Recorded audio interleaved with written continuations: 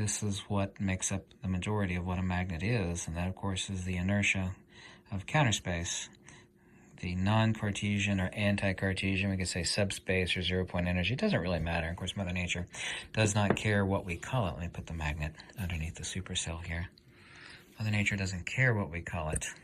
Yes, everywhere we see light, that's where we actually see constructive interference. And we see the absence of light, we have destructive interference. Of course, this is the conjugate geometry of the entire universe. If I get down at a steep angle here and look at it, there we go.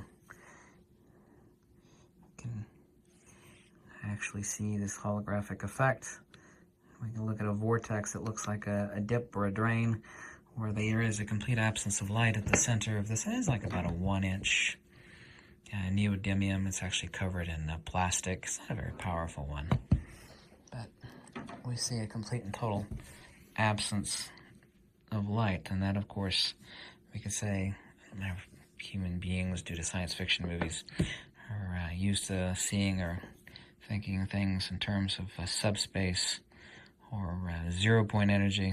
We all grew up with this jargon from Star Trek and various other science fiction, but we're looking at the conjugate geometry of the entire universe, the dielectric and the magnetic. Of course, the dielectric and the magnetic are one and the same thing, like ice and water are not two different things, they're just different expression modalities of water. Well, the magnetic and the dielectric are not two different things, they're one thing and one thing only. Here we have the constructive and destructive interference between the magnetic and the dielectric. Of course, everywhere we see the absence of light, we have destructive interference, i.e. the dielectric of everything vanishing into counter space, which of course is where it began to begin with. Light is a coaxial circuit, and of course it bends to the magnetic, but of course we're looking at nanoparticles of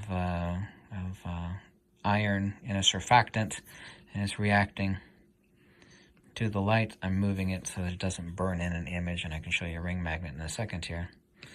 But here is where we have no magnetism at the center of this magnet. Now,